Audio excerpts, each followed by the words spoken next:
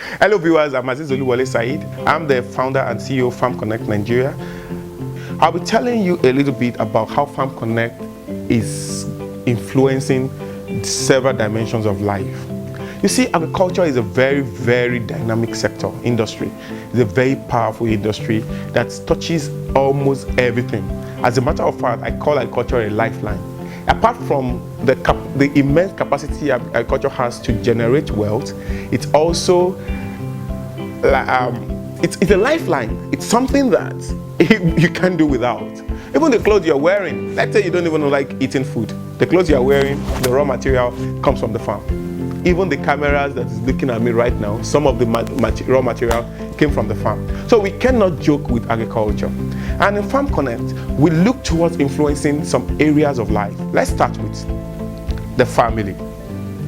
Agriculture has a big influence on family, and in FarmKonnect, we look towards touching the families and making people, when the family is sweet, when a man has a good family, goes to work is very productive.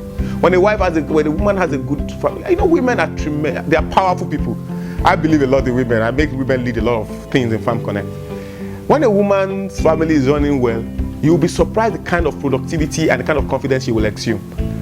So we think that in FarmKonnect, we should have good impact on the family through creation of investment opportunity, financial inclusion, as well as food, especially fast-moving consumable goods, food items from our farms, tomatoes, things people can eat, to ensure that people have access to food. Now we're talking about food security. You want to talk about physical access to the food, economic access to the food, and social access to the food.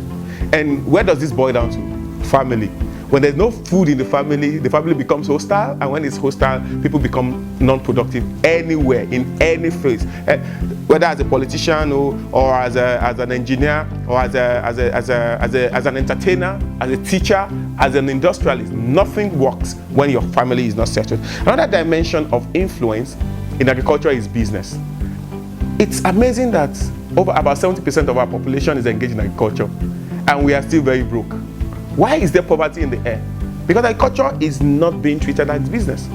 Until we begin to look at agriculture and see it strictly as a business, we will not maximize the potential it holds. Now, another dimension is religion. You see, religion is a very powerful, should I call it a phenomenon? It touches the heart of people. It touches everything about people. How does agriculture affect religion? We're talking about what do we produce, how do we produce it.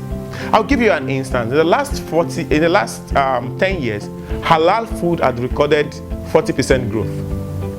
So how does that affect agriculture? It affects agriculture because people who are in that business need to understand the principle of halal and how to produce and explore the opportunity. Understand the position of people. There are other Christian faith like Adventists. There are things that they're not going to eat. You need to respect the people's faith and their stance, and how your agriculture will consider them in your production, in your packaging, in your distribution, in all the lines, in everything, in your operations along the whole levels of the value chain. Another place where agriculture is of tremendous importance is in governance. You see, when you focus on agriculture, one of the principles of FarmKonnect, one of the philosophies of FarmKonnect is that we should all inculcate the culture of agriculture. So it's very important to understand that we cannot do agriculture without thinking politics. And when I say politics, I'm not talking about political party or voting or no voting. That's what I'm saying. I'm talking about division. What is happening in Benue State? What is the best thing that Benue State can grow? What is the best thing that Bayelsa State can grow? What's the best thing that Kebbi State can grow? What's the best thing that Oyo State can grow? Where can they focus their attention on maximizing that sector of the industry, and then creating a cross-trading system? That's a very huge political system.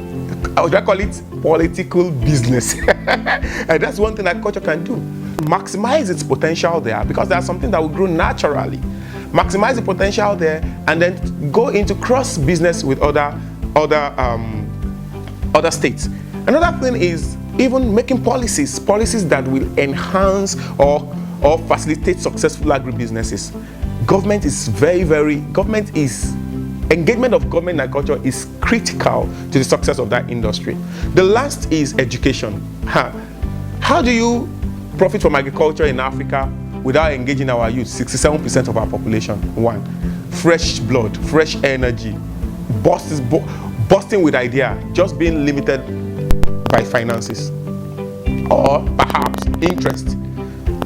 So we need to include agriculture in education system. We have raised a lot of interns. As I'm talking to you, we have about 20 interns. By the time our projects are fully completed, we should be able to engage not less than 1,000 interns on an annual basis who will have practical hands-on training on agriculture. Without the education sector being carried along on agriculture, every effort in agriculture may not give the good result. We need to ensure that as we are building agriculture, we are building education and we are fusing them. So people learn as they grow. They have opportunity to learn in the class and to learn on the field. And this is what FarmKonnect takes seriously. It's a key point for us. We don't joke with it. So making a point of duty that in FarmKonnect, there is no way an intern leaves FarmKonnect even to pursue another line of career without bearing it in mind that agriculture is a sector he should never joke with. We always make them understand that there is no nation building without food security, no food security without agriculture. Remember, I'm still Aziz Oluwole Said, and never forget that agriculture is peace.